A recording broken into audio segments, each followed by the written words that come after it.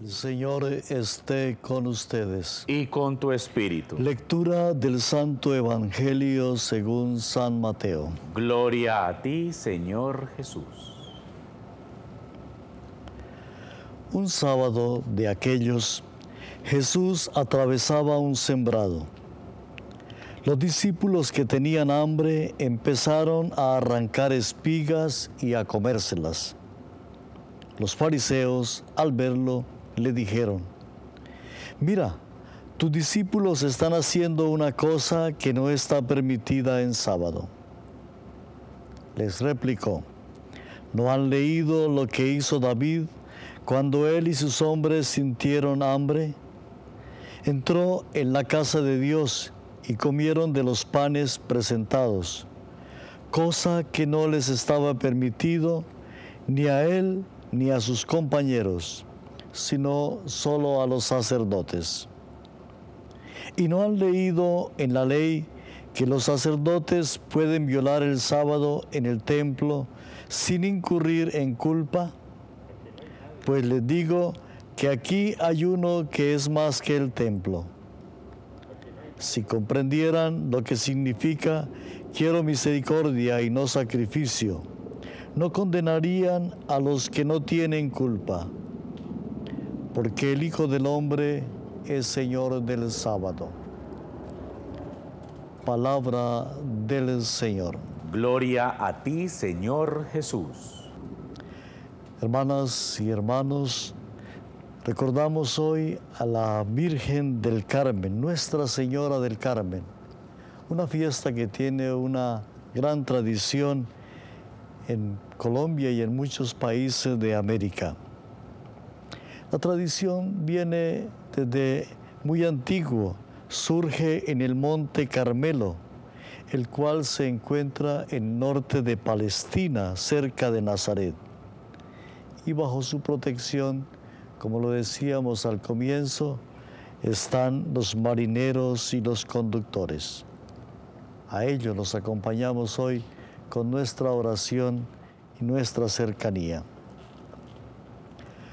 Continuamos leyendo el libro del Éxodo, esta historia que hemos venido leyendo del surgimiento y la consolidación del pueblo de Israel.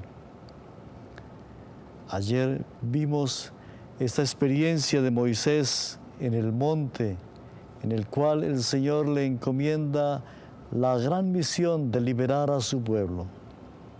Un fuego que no se apagaba en su corazón, unos sueños inmensos de liberación.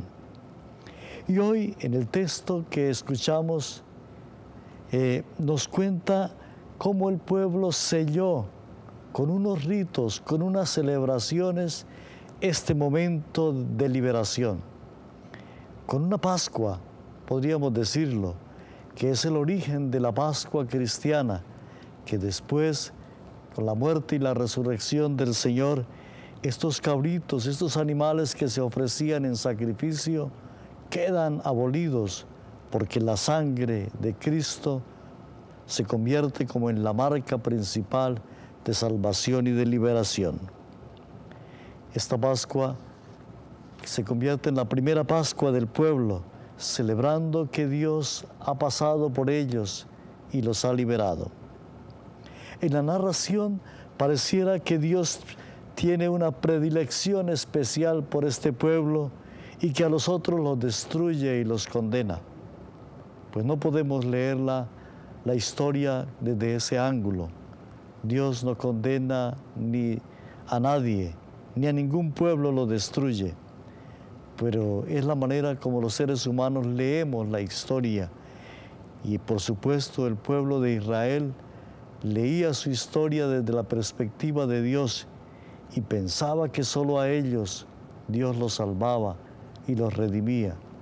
Y leyeron, por supuesto, esta historia reconociendo la acción de Dios en ellos, Dios que los libera, Dios que los acompaña, Dios que los ayuda a salir de ese país donde han estado, como lo escuchamos en el texto, más de 400 años, y que ahora, gracias a la acción de Dios y a las gestiones de Moisés y de Aarón, pues el pueblo alcanza la liberación y emprenden esa caminada larga por el desierto que seguramente vamos a estar leyendo en los próximos días.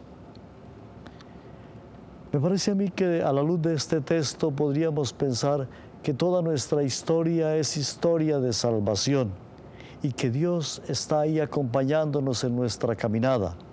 Así como ha acompañado al pueblo de Israel, nos acompaña también a nosotros, nos ayuda en nuestro proceso de liberación, de salvación.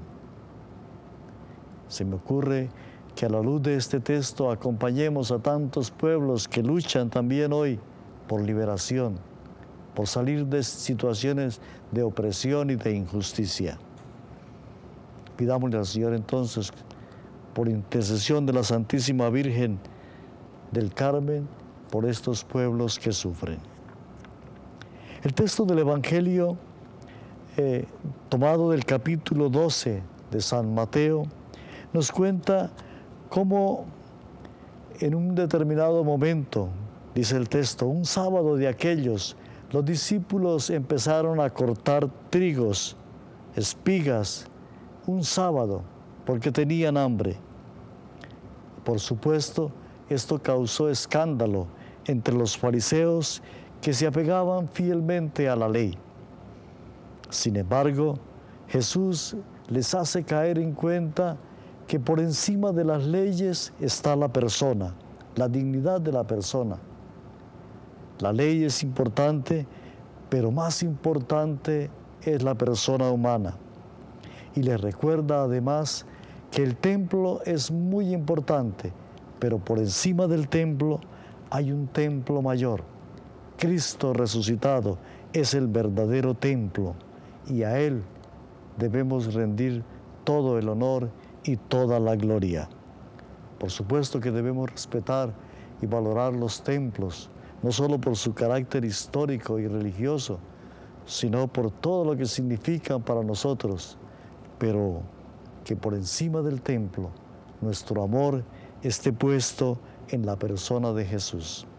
Y termina el texto diciendo, si comprendieran lo que significa quiero misericordia y no sacrificios. Es la invitación a pensar que el verdadero culto a Dios debe expresarse en la misericordia y el amor al hermano, en el respeto al otro, en el amor a los hermanos. A veces notamos que muchos cristianos se empeñan más en el culto y en las devociones que en el amor al prójimo.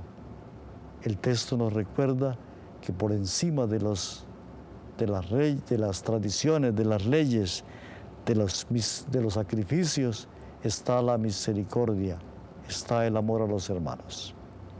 Hermanas y hermanos, esta es la palabra de Dios para este día. Dejemos que ella ilumine nuestra jornada y nos ayude a seguir creciendo en nuestra fe de cristianos. Continuemos con la celebración.